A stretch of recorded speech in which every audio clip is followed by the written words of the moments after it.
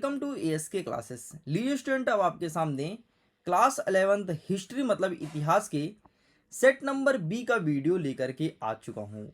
मैं जैसे ही क्लास 11 के केमिस्ट्री का वीडियो अपलोड किया तो एक मैंने क्वेश्चन पूछा टेलीग्राम पर कि क्या आपको इतिहास के सेट नंबर बी का वीडियो चाहिए, अगर चाहिए तो फायर करो। बहुत सारे स्टूडेंट ने फायर का रिएक्शन भेजा। रिएक्शन तो ठीक है, बहुत सारे स्टूडेंट्स यूट्यूब में आके कमेंट कर रहे हैं कि सर ये भी पूछने वाली बात है, आपके वीडियो को तो मैं कब से वेट कर रहा हूं और आप अभी पूछ रहे हैं कि हम सेकंड पार्ट लेकर के आए, सेकंड सेट लेकर के आए। मतलब फाइनली मैं तुम्हारा मतलब समझ गया था कि तुम्हारे कहने का मतलब है कि भाई जल्दी लाओ ना, इतना इंतजार क्यों करा रहे हो। एंड लीजिए स्टूडेंट, अब आपके सामने सेट नंबर बी के वे सभी क्वेश्चन आ गए हैं जो आपके एग्जाम में देखने को मिलेगा। देखो यार, मैं सब पहले बता देता हूं, इस प्रश्न पत्र को तुम हल्के में मत लेना, क्योंकि ये आपके त्रैमासिक परीक्षा के सिलेबस के अकॉर्डिंग और ब्लूप्रिंट के अकॉर्डिंग ही जमाया गया है। तो बहुत ज़्यादा चांसेस है, लगभग 90% क्वेश्चन आपके इसी प्रश्न पत्र से देखने को मिलेगा। तो चलो बिना टाइम वेस्ट किए हम फटाफट वीडियो को करते हैं शुरू, और प्रश्न क्रमांक 1 से लेकर के 23 तक के संपूर्ण प्रश्न का उत्तर देखेंगे एक ही वीडियो में। पहला नंबर कह रहा है सही विकल्प चुन करके लिखो। इसमें पहला नंबर कहता है मेसोपोटामिया की लिपि किस नाम से जानी जाती है। वैसे तो मेसोपोटामिया में कई सारी लिपि हुई है, लेकिन यहाँ पर किलकार लिपि बहुत प्रसिद्ध है। दूसरा नंबर कह रहा है विश्व में शहरी जीवन की शुरुआत सबसे पहले कहाँ हुई थी। तो यहाँ पर आपको लिखना है ऑप्शन नंबर बी, मेसोपोटामिया के सभ्यता में शहरी जीवन का विकास हुआ था। आपको पता है यहाँ के लोग का घर रोड के किनारे था, नाली हुआ करता था भाई, पक्के घर बने हुए थे और व्यापार बहुत अधिक मात्रा में हुआ करता था। नेक्स्ट कहता है रोमन साम्राज्य कौन कौन से महाद्वीप में फैला था। तो रोमन साम्राज्य आपके यूरोप में भी था, ठीक है, इसके बाद आपके अफ्रीका में भी था और एशिया में भी था। मतलब इनमें से सभी आंसर लगाना है। नेक्स्ट कहता है पैपाइसर क्या है। तो ये एक प्रकार के पौधे का नाम है। नेक्स्ट कहता है चंगेज खां का जन्म किस वर्ष हुआ था, जिसे कहते हैं तेमुजिन, ठीक है, तेमुजिन के भी कहते हैं। तो इसका जन्म हुआ था 1162 में लगभग। नेक्स्ट कहता है किस सन में चंगेज खा को चंगेज खा यानी मंगोल का सार्वभौमिक शासक घोषित किया गया। मतलब चंगेज खा कब राजा बना, कहने का मतलब ये है। तो ये 1206 ईस्वी में बना था, इतना आपको लिखना है। ओके, तो इतना ध्यान रखना, सारे क्वेश्चंस यहीं से आपके एग्जाम में क्वेश्चंस बनेगा। आगे बढ़ते हैं, प्रश्न क्रमांक 2 कह रहा रिक्त स्थान की पूर्ति करो। पहला नंबर कह रहा है मंगोल सरदार की सभा को कहा जाता है। तो इसे कहते हैं कुरुलताई। क्या कहते हैं, कुरुलताई। अच्छा आंसर लेकर के आया हूं, परेशान मत होना। ये देखो, ये कुरुलताई लिखा है, ठीक, इस प्रकार से आंसर लाया हूं। एक एक चीज का दिखा दूंगा, पहले आप समझते जाइए, ठीक है। दूसरा नंबर कहता है कि डैश डे डैश ने 1526 में भारत में मुगल साम्राज्य की नींव रखी। तो बाबर रखा था, बाबर सबसे पहले मुगल शासक बाबर ही था। नेक्स्ट कहता है असुरबानीपाल ने राजधानी डैश डैश में पुस्तकालय की स्थापना की। तो निनवेह पुस्तकालय की स्थापना की, निनवेह का, किसका, निनवेह पुस्तकालय की। नेक्स्ट कहता है कि रोमन साम्राज्य में प्रचलित चांदी के सिक्के को क्या कहते हैं। तो चांदी के सिक्के को क्या कहते हैं, तो दीनार कहते हैं, ठीक है, दीनार, ध्यान रखना। पांचवा नंबर कह रहा है कि स्पेन डैश डैश किसके व्यापार के लिए प्रसिद्ध था। तो चांदी और अन्य कीमती धातु के व्यापार के लिए स्पेन प्रसिद्ध था।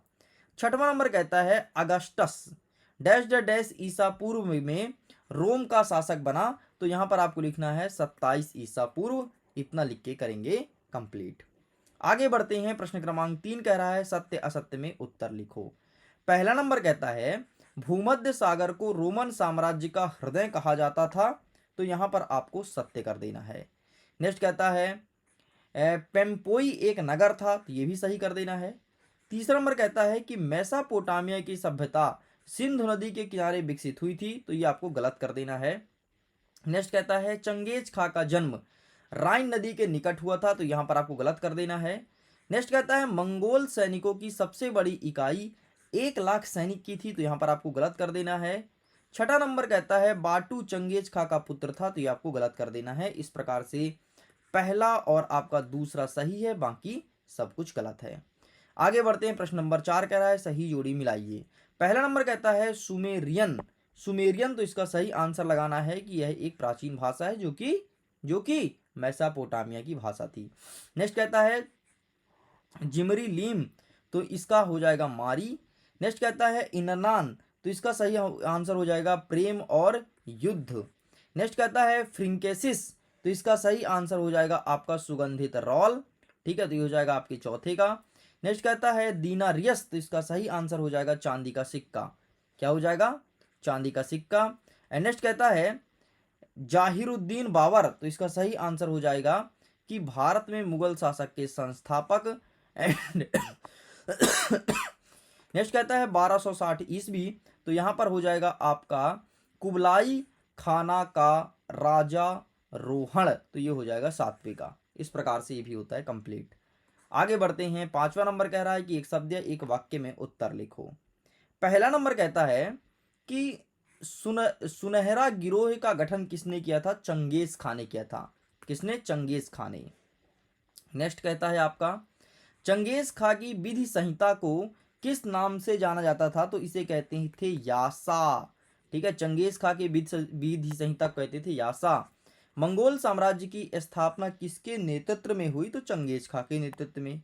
मेसोपोटामिया के लोगों का प्रमुख व्यवसाय क्या था? तो ये कृषि करते थे। नेक्स्ट कहता है कांसा कौन कौन से धातु का मिश्रण है? तो तांबा और टिन से बनता है कांसा। नेक्स्ट कहता है डेसल 20 क्या है? तो यह एक प्रकार का विशाल गोल रोम बर्तन था। ठीक है। नेक्स्ट कहता है टिबेरियस कौन था? तो ये रोमन सम्राट था टिबेरियस। ठीक है, आंसर देखो। नेक्स्ट ये रहा प्रश्न क्रमांक 3 का, ये रहा प्रश्न क्रमांक 4 का। आगे बढ़ते हैं तो ये रहा आपके सामने प्रश्न क्रमांक 5 का। इतना आपको लिखना है, आप इसका फोटो क्लिक कर लो।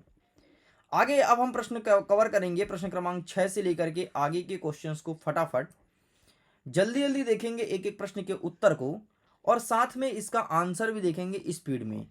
तो इसके पहले मैं बता देता हूं, अगर आपने अभी तक इसके सेट नंबर बी का पीडीएफ डाउनलोड नहीं किया है, लिंक दिया है वीडियो के डिस्क्रिप्शन बॉक्स में, जाइए जाकर के जल्दी से पीडीएफ को डाउनलोड कीजिए और अपनी तैयारी को बेहतर कीजिए।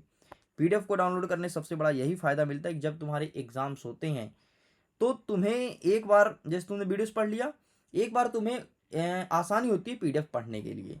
तो चलो भाई अब हम करते हैं शुरू फटाफट। मेसोपोटामिया शब्द का शाब्दिक अर्थ क्या है? अथवा कहता है मेसोपोटामिया की प्रथम 2 भाषा का नाम लिखो। तो आइए दिखाते हैं आंसर। ये रहा इसका शाब्दिक अर्थ एंड ये रहा इसकी 2 भाषा का नाम। ठीक, यहाँ पर लिखा गया है। नेक्स्ट हमारा कह रहा है कि लेखन कला की शुरुआत किस शासक द्वारा की गई थी? अथवा कहता है कि उर नगर की खुदाई कब हुई थी और किसके प्रमाण मिले थे? तो आइए दिखाते हैं आंसर। ये रहा एंड नेक्स्ट इसका आंसर ये रहा। आगे बढ़ते हैं। मेसोपोटामिया के शहरीकरण की 2 विशेषताएं बताइए। और अथवा कहता है कि जीवरात किसे कहा जाता था?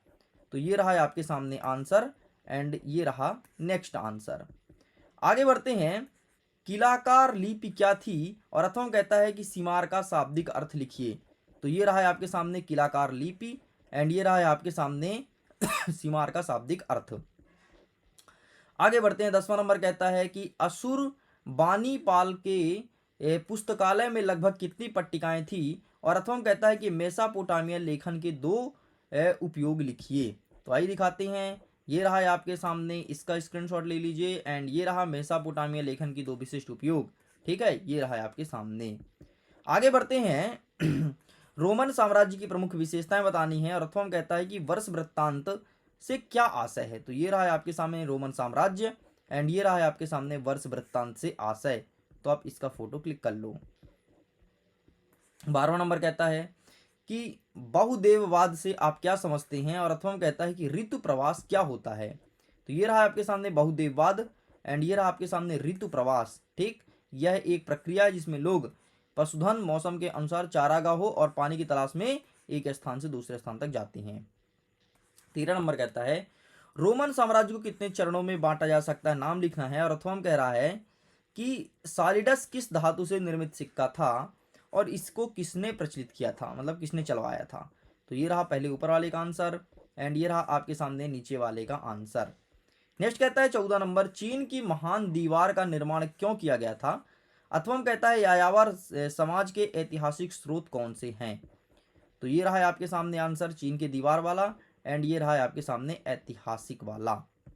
नेक्स्ट हमारा कह रहा है कि किर्रालाई क्या है तथा इसमें किस प्रकार के निर्णय लिए जाते थे, और अथवा कह रहा है कि बाज नामक कर का क्या महत्व था। तो ये रहा है आपके सामने, ठीक है, किरालाई, एंड ये रहा है आपके सामने बाज नामक कर। ठीक, आगे बढ़ते हैं। नेक्स्ट कहता है कि शहरी जीवन की प्रमुख विशेषताओं को स्पष्ट करो, अथवा कहता है कि मेसोपोटामिया की प्रारंभिक मंदिरों के बारे में लिखिए। तो ये रहा है आपके सामने शहरी जीवन वाला, तो आप इसका फोटो क्लिक कर लो, एंड ये रहा मेसोपोटामिया का प्रारंभिक जीवन। आगे बढ़ते हैं। रोमन साम्राज्य की 3 विशेषताएं बताओ, और अथवा कहता है कि रोमन साम्राज्य की भौगोलिक स्थिति का वर्णन कीजिए। तो ये रहा है आपके सामने रोमन साम्राज्य की 3 विशेषताएं। सबसे पहले सुविकसित शहरी ढांचा, ठीक है, सार्वजनिक भवन और नागरिक जीवन, एंड विभिन्न प्रकार के आवास, ये आपको लिखना है। आगे बढ़ते हैं। नेक्स्ट कहता है पुम्पोई नगर में साक्षरता की स्थिति का वर्णन करना है, अथवा कहता है कि रोमन साम्राज्य के राजनीतिक इतिहास के 3 प्रमुख खिलाड़ी का वर्णन कीजिए। तो ये रहा है आपके सामने सबसे पहले ऊपर वाला, एंड ये रहा है आपके सामने पंपोई वाला, ठीक है, एंड ये रहा रोमन साम्राज्य के खिलाड़ी। ठीक, तो यहाँ पर सम्राट हो गया, नेक्स्ट अभिजात हो गया, एंड बस इतना, एंड सेना, ठीक, इतना लिखना है। नेक्स्ट कहता है यास क्या था, यास के महत्व में क्या परिवर्तन के कारण थे, और अथवा कहता है कि यायावर साम्राज्य किसे कहते हैं। तो ये रहा आपके सामने यासा, एंड ये रहा यासा के परिवर्तन के कारण, ठीक है, साम्राज्य का विस्तार, कानून में संशोधन और सांस्कृतिक प्रभाव। नेक्स्ट ये रहा आपके सामने यायावर साम्राज्य से तात्पर्य, ठीक है, ये पूरा पूरा आपको लिखना है। आगे बढ़ते हैं। 20वां नंबर कहता है यूनान और रोमन वासियों की धार्मिक संस्कृति की व्याख्या करना है, और अथवा कहता है कि रोमन साम्राज्य की अर्थव्यवस्था की विशेषता का वर्णन कीजिए। तो ये रहा है आपके सामने आंसर, ठीक है, इसका फोटो क्लिक कर लो, ठीक है, नेक्स्ट एंड नेक्स्ट और नेक्स्ट। आगे बढ़ते हैं। नेक्स्ट आपका मंगल का महत्व और नामुन की अवधारणा और दिव्य वंश का विचार, ये चीज लिखना है। नेक्स्ट कहता है चंगेज खां की सफलता का 4 कारण लिखो, और अथवा कहता है मंगोल द्वारा किए गए विनाश का आकलन इतिहासकारों ने किस प्रकार लगाया। तो ये रहा है आपके सामने आंसर, ऊपर वाला रोमन साम्राज्य, एंड ये रहा आगे का, ठीक है, ये रहा, अच्छा सॉरी स्क्रीनशॉट नहीं ले पा रहे हो, ये रहा, एंड ये नेक्स्ट, एंड ये इसके अन्य विशेषताएं, ये लिखना है। ठीक, इसके 4 कारण नीचे दिए गए हैं, ये रहा दो कारण, और ये रहा 2 कारण, ठीक है। नेक्स्ट मंगोल के विनाश का आकलन, तो ये रहा पूरा पूरा स्क्रीनशॉट ले लीजिए। ठीक, इतिहासकार के प्रमुख पहलू भी देख लो, इसी के आगे का है, इतना लिख के कंप्लीट करेंगे। आगे बढ़ते हैं। नेक्स्ट कहता है मेसोपोटामिया के भौगोलिक स्थिति का वर्णन करो, और अथवा कहता है कि लेखन कला के विकास का वर्णन कीजिए।